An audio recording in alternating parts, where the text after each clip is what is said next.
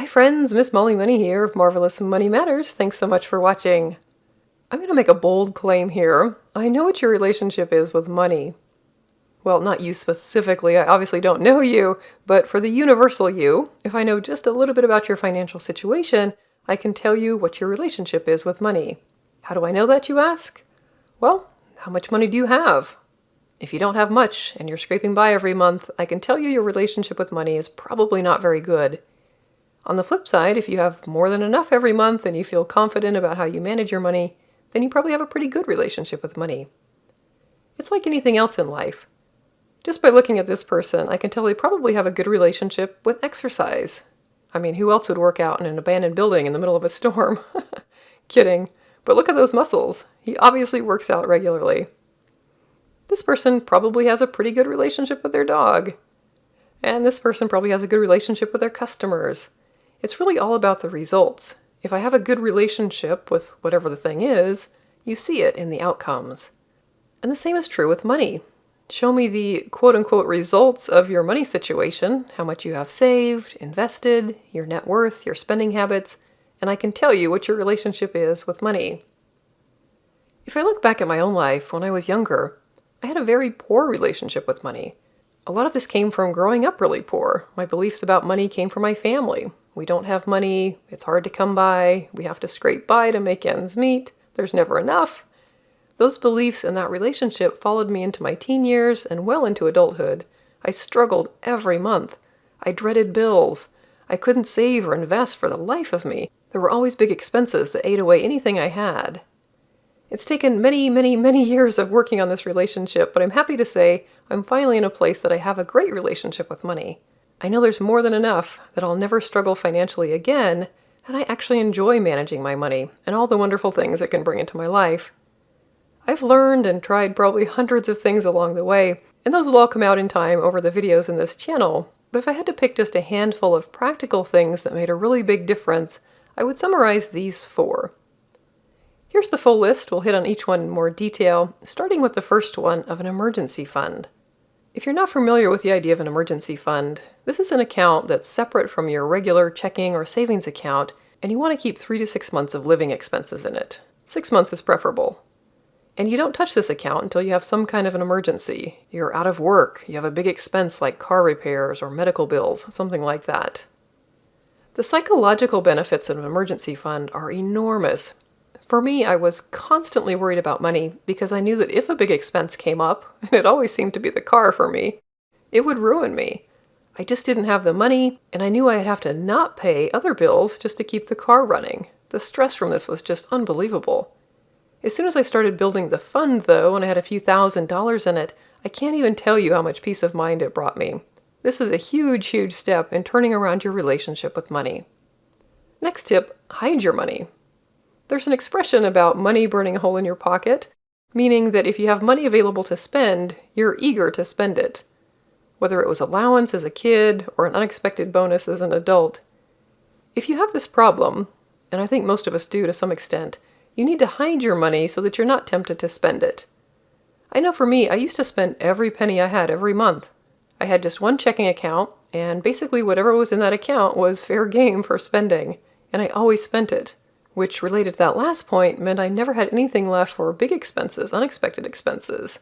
But it also meant that I wasn't saving or investing anything for the future because there was literally nothing left to save from that account. I'm sure you've heard the phrase, pay yourself first.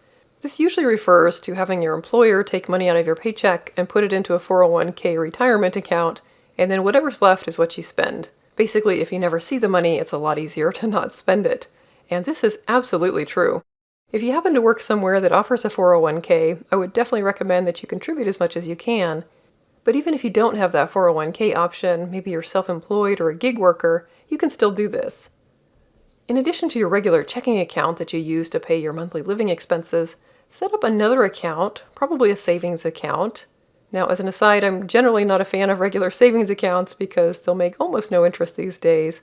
Some type of investment account would be better. But let's just keep it simple for what we're talking about and just say some other account.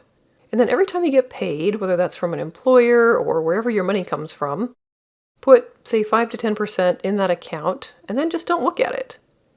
The rest, the 90 to 95%, let's say, goes into your regular checking account for your monthly bills and living expenses. And if you're able to tweak these percentages a little bit more and save more, then that's awesome. But over time, that small amount that you're putting into the second account will grow, and it will bring that additional peace of mind, just knowing that somewhere you have more money left at the end of every month, and because you're not looking at it, you're not tempted to spend it. Next up, have your money work for you. This was a key turning point for me in my relationship with money. I didn't have a lot of money, but I bought a few shares of stock that paid dividends, and I also had a high-yield savings account that was paying something like 5% at the time, which I know is totally unheard of now. If you're interested in learning more about either of these, just leave a comment below and I can make a video that gets into more detail. But the simple version is that with the dividend stock, you buy shares of a company, and then every month or quarter or maybe even yearly, they pay you a tiny bit of money called a dividend, and it just shows up in your account. With the high-yield savings account, you earn interest on your money, and that also just shows up in your account. Now, in the beginning, I think I only had maybe $1,000 invested between the two of these, but I can't even begin to tell you how excited I was to see $5 or $10 show up in these accounts, kind of just out of thin air. It was like magic. And that was really the light bulb moment for me in my relationship with money. I thought to myself, if I could just put a little bit more money in this account, I'm going to make a little bit more in interest and dividends.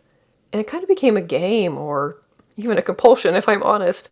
I no longer wanted to spend the money. I wanted to put it in these accounts and watch that monthly amount grow. It was really pretty amazing. It made savings and investing fun, and I've never looked back since.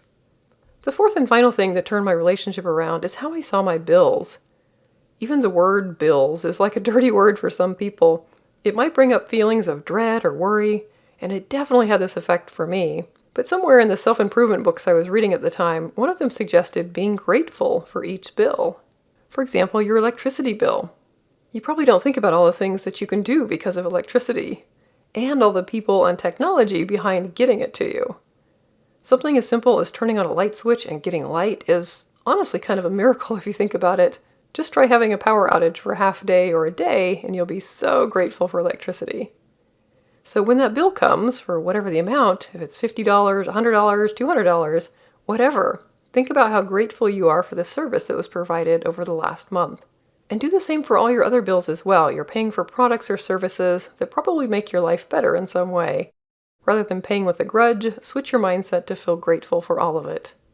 And that does it for this video. I hope something here resonated with you and that you're able to improve your own relationship with money. I'd love to hear from you in the comments, and be sure to hit subscribe to be notified of new videos when I upload them. Thanks so much for watching.